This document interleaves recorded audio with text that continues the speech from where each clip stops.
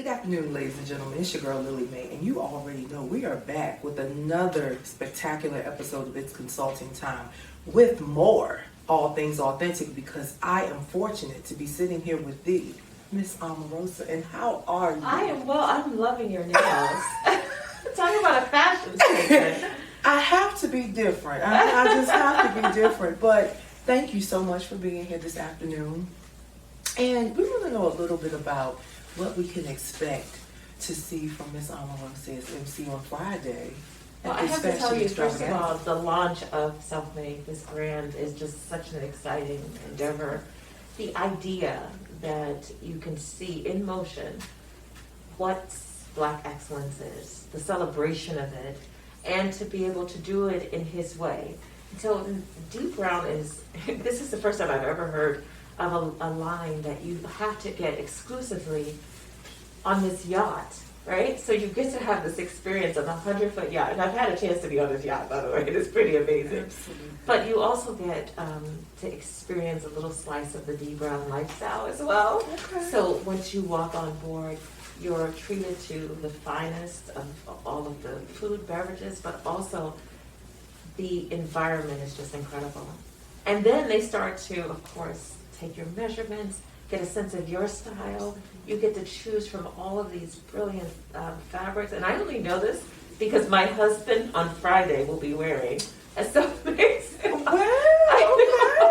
I am so excited. So, to be a part of this, and also this opportunity for the brand to be shown in front of all of these incredible, prominent people, lawyers, prosecutors, judges from all over the country. I'm just really happy to be a part of this. Wow. Now, Omarosa, let's talk a little bit about, you said Black excellence, and I know that is something that is near and dear to your heart, especially Howard University. I love her. You know. Yes, and I always say Howard is the real HU, even though I lived in Virginia today. But what does it mean in 2021 when you speak of Black excellence? What does that mean to you? Well, it's interesting because if you would have asked me that question maybe 5 years ago, it would have been about material things, to be honest with you. But now that life has shifted for African Americans in this country, and we have redefined what excellence is for us.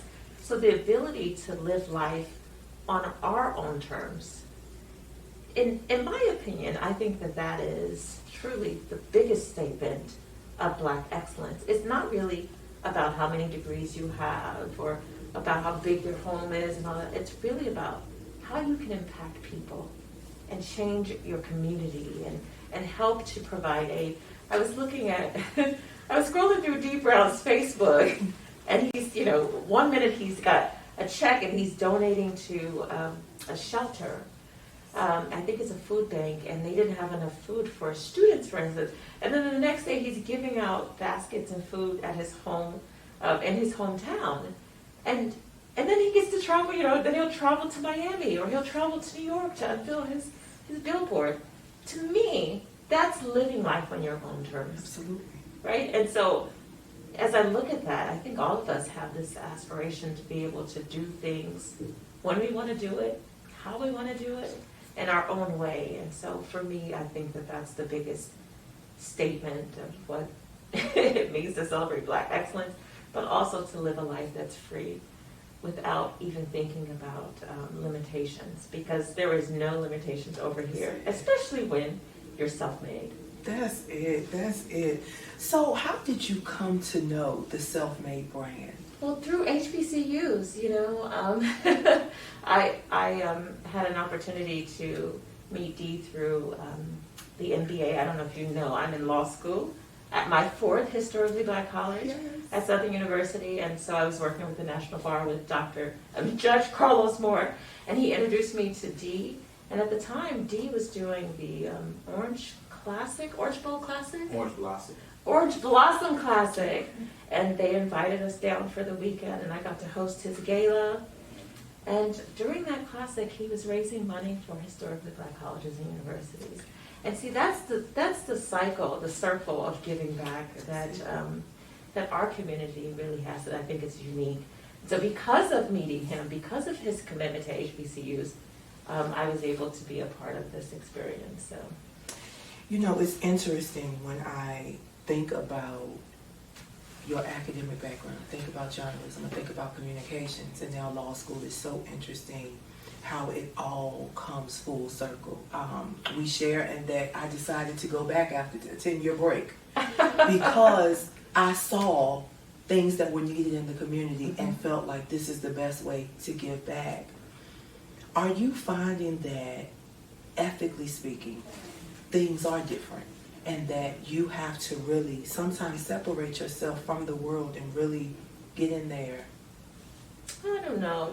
I think the more things change, the more things stay the same in some way. And a big reason why I decided to go back to law school, I tell the story about my father being murdered 40 years ago, and then 10 years ago, my brother was murdered.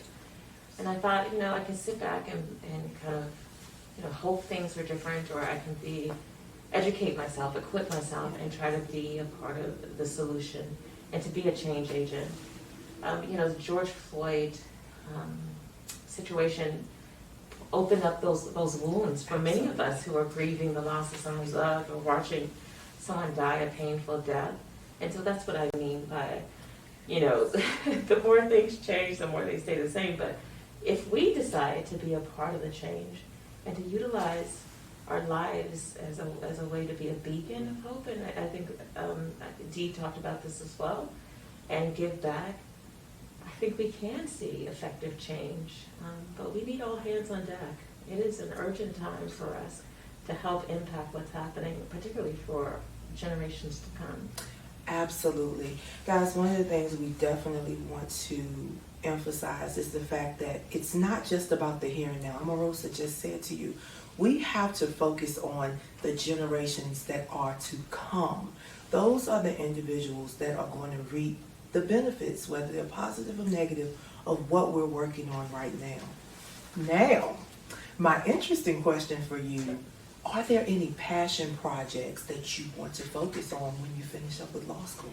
I'm doing it now. I was just telling my professor, I never expected in my first semester of law school I would get my dream job, and I get to serve as the chief of diversity, equity, and inclusion for P3.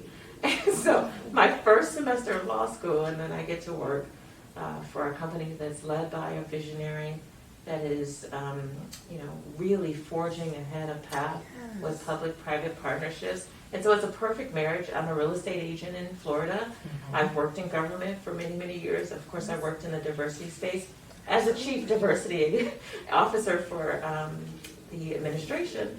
And so it's kind of a marriage of all of my different passions to be able to work with Dee Brown and to work with P3. So God has blessed me that in my first year of school, I get to do, the job that I've dreamt of doing. So I guess I'm living the here and now, and God is just, He's opening up new doors for me in this particular chapter of my life, and I'm grateful for that. Absolutely. You were able to bring it all together and utilize your king fashion sense as well. So that's beautiful. That's beautiful.